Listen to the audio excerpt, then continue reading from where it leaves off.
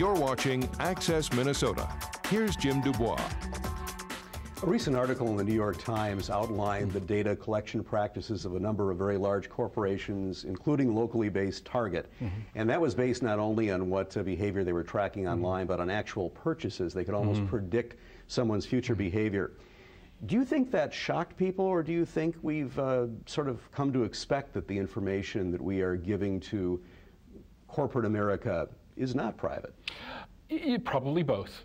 Certainly, I think that you know, there is a shock factor involved in some of the things that article talked about you know, the ability to monitor certain cues and determine when a woman is probably pregnant, even before, you know, she and her partner have announced their pregnancy publicly, or even semi-publicly, and to do so with what apparently is some accuracy.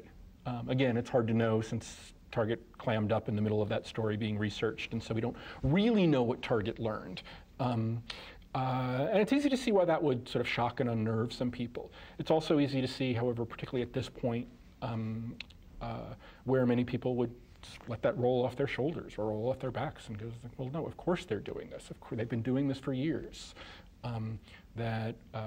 Again, with my undergraduates, when we talk about online privacy and data sort of mining and so on and so forth, I get the spectrum from I'm shocked and offended and I'm really against this and it bothers me no end, to I don't care what they know about me. My life's an open book. Well, an argument could be made that data collection simply allows a company like Target to reward customers by designing ads and coupons for specific individual needs.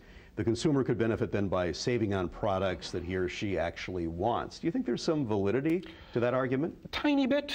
Certainly there's something to be said if you have particular products that you like, you know, and that you know you're going to buy again, if suddenly you are given coupons for those products. And companies can often do that. Then sure, there's you know, some benefit to that, validity to that, but that's not the limits of what is going on, because you know, from an advertiser's perspective, from a marketer's perspective, from the perspective of the companies who are paying advertisers to do this work, if they know that you buy Coca-Cola products, they don't want to just reward you for buying Coca-Cola products by allowing you to buy future Coca-Cola products cheaper. They want you to buy Coca-Cola products and something else. So those coupons that you know, we get attached to our sales receipts at grocery stores, or the free coupons that come out at the you know, the bonus ones, which you know are tied to what you've just purchased, even if you're not using a little frequent shopper card. You can look at those and you see sometimes they are for a product you have just bought. You know, and it's very sort of clear. They're saying, oh, you've just bought such and such type of cheese. The next time you're here, you can get that same block of cheese for 20 cents off. But they'll also give you coupons for things that you have not bought.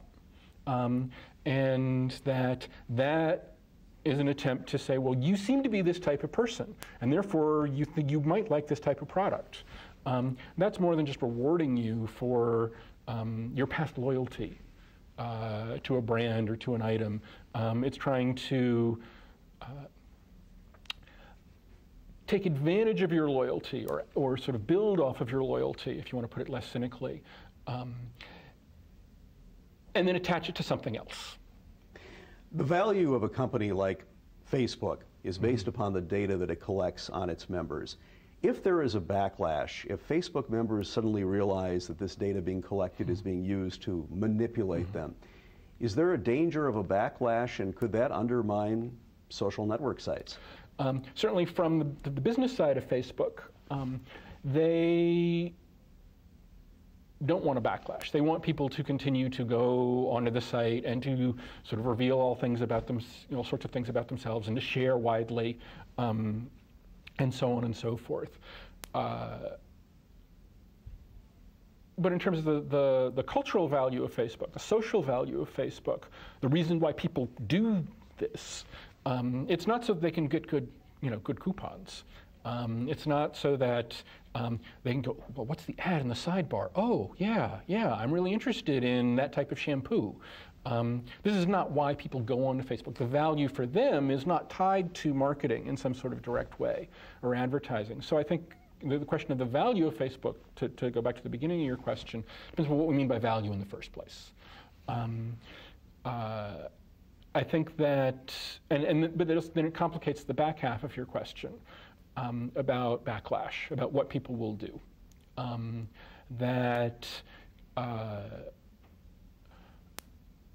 The social and cultural value of Facebook in many contexts is a reward in and of itself. And this in part is what, again, cynically, Facebook, the company, is counting on.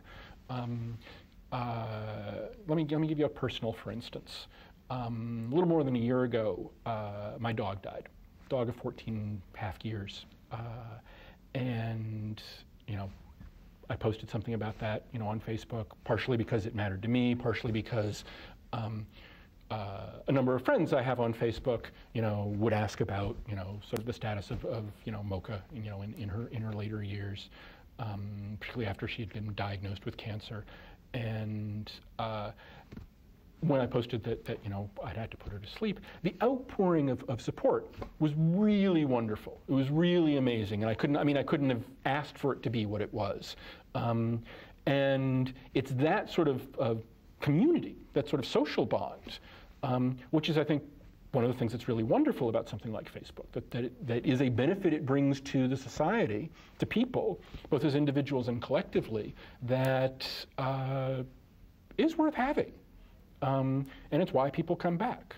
At the same time, I also knew, and even without being sort of a media studies sort of scholar and professor, that Facebook depends upon people like me going onto Facebook and investing this way, because that's where those ads in the sidebar come from. That's how they make their money. And that millions of people know that they're being advertised to. They're not duped in that respect. They're not, whoa, hadn't noticed those things on the side. They may even know that their data is being gathered and marketed in ways that aren't about direct advertising, but that are feeding other forms of sort of marketing that go on in the world.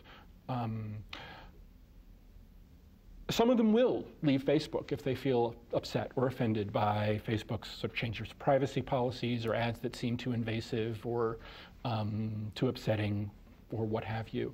On the other hand, many, and this gets us back to that dichotomy, won't care. Not because they don't care about being advertised to or even being part of a data mining project, but because the value of Facebook for them is worth that.